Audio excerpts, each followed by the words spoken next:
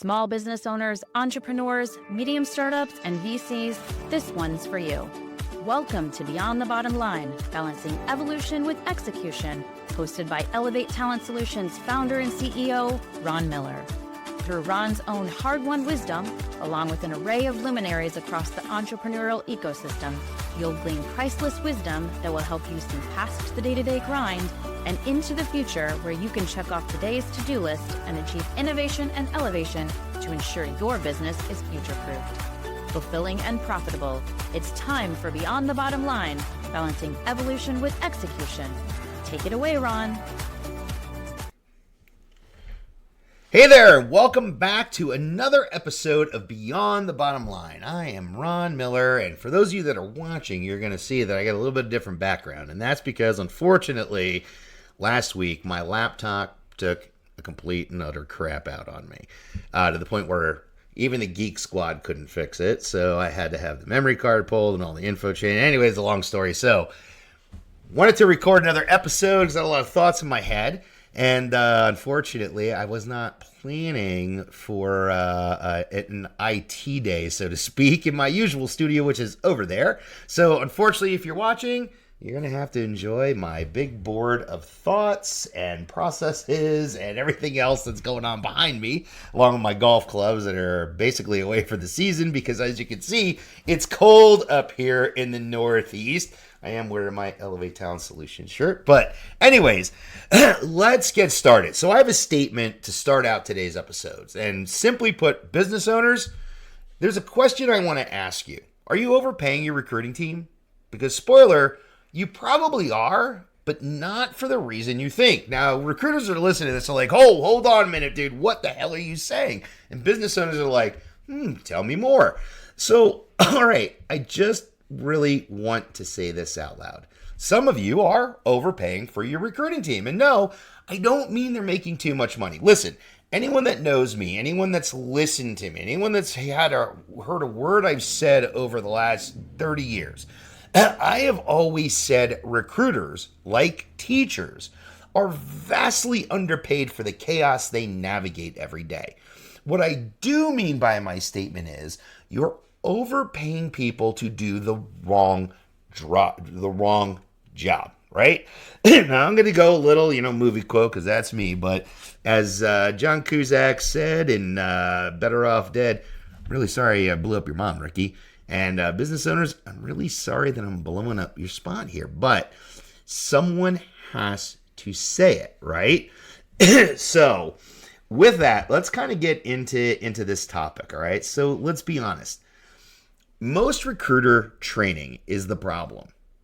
That's the problem, because most recruiter training looks like this. You get a couple of HR e-learning modules if you're lucky.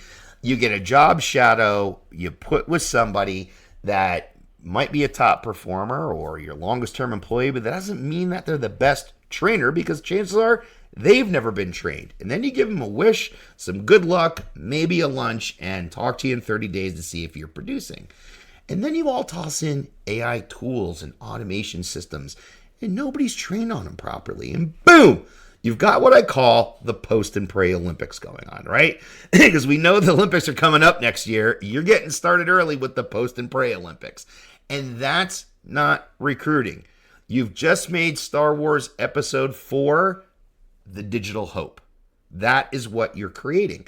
Listen, I've had conversations over the last several months in particular with staffing owners, HR leaders, consultants, HR consultants, hell, recruiters themselves that have reached out. And it's the same story. It's the same story today. And honestly, it's the same story that it's been for years. There's no to little real training. There's no strategy. There's no accountability. But you know what there's plenty of? Job postings. There's always plenty of those. And this is the kicker. I lived in that environment for a long time. And it took me a long time and quite a bit of people to figure out what the hell was going wrong. And geez, when I got smart about this, I created a whole different training program one time, right? I recreated positions and everything else that would really train and support and follow up And yeah, it got me in trouble where I was. But it also, you know what it did? It produced award-winning results. Funny how that kind of change can work, right? It's always hard to argue with the results. But we got to stop treating everything like it's office space, right? Where you got 12 bosses asking if you filled out your TPS report, but no one actually teaches you how to build the damn report. And that's what we do. And let's talk about everyone's favorite topic today. Let's talk about AI and automation, because somewhere along the line, people thought that ChatGPT or Gemini or one of the several hundred plug-and-play AI automation tools was going to completely replace recruiters, right? Just like Textus was going to replace recruiters, and Call-Em-All was going to replace recruiters, and Bullhorn was going to replace recruiters, and blah, blah, blah, blah, blah. Everything over time. Computers were going to replace recruiters. Now I'm showing my age and how much tenure I have in this business, because I've been through, 10 different iterations of everything is going to replace recruiters. And you know what remains? Recruiters. Because AI and automation doesn't make the process better. It just makes bad processes faster. If your team's not trained to use the tools the right way, all you've really done is you've given them a Nerf gun and make them think they're in John Wick. And that is not a winning formula, okay? You got recruiters out there that are posting and saying every day, we got 100 applicants in 10 minutes. We're overwhelmed. Blah, blah, blah. Cool. How many did you hire? How many even got a response? Because when you ignore hundreds of candidates, your brand takes the hit. Not Indeed, not LinkedIn, not any job board, not the ATS vendor that you overspent on. Your brand, your company brand, and your personal brand as a recruiter takes a hit. I am speaking from a position of knowledge on this. If you were not in recruiting or talent acquisition through the .com, through the housing bubble burst, through the downturn, through the Great Recession, you have no idea what is coming out on the other side of what we're seeing today. I am telling you, at some point that market is going to shift. And a lot of you that are not paying attention, and you're posting and praying and complaining about all of the applies and not getting back to people, when that turns and it's the candidates market again, you are going to find your job posts and your ATS a barren wasteland. Talk to anyone that has been through that and ask them what they learned. Your candidate experience is going to take a hit. And sometimes with all this, when you're a leader, you got to step back and say the math isn't mathing, right? Especially like if you're in staffing, and I will tell you this again from experience, your team is out there filling 50, 100 roles a week, but your revenue is only up, 5 to 8% week over week. Congratulations, you're busy, but you're going to be broke. That's not growth. That's motion without progress. I've lived that, right? I've sat there, and that's what got me thinking that made the huge change in the way I approach training and support for teams. When you sit in the pit and you watch people fill 100 jobs in a week, and you start doing the math, and you expect a certain percentage of growth, and then the next week it comes back and you grew by like 5%, 3%, or worse yet, and we've all seen this in the business, negative growth. It's demoralizing. It's demoralizing for you. It's demoralizing for your customer, but it is most demoralizing for your recruiters. You're going nowhere. Busy does not equal productive. And honestly, something important I learned and I teach is if you're spending more than $500 a month on job boards as a small company in your company or as a recruiting office within one or two of your offices combined, if you're spending that on job boards a month, you don't have a recruiting strategy.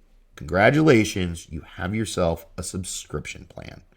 You're overpaying your recruiters to process paper and not build pipelines. And if that's what you want, great.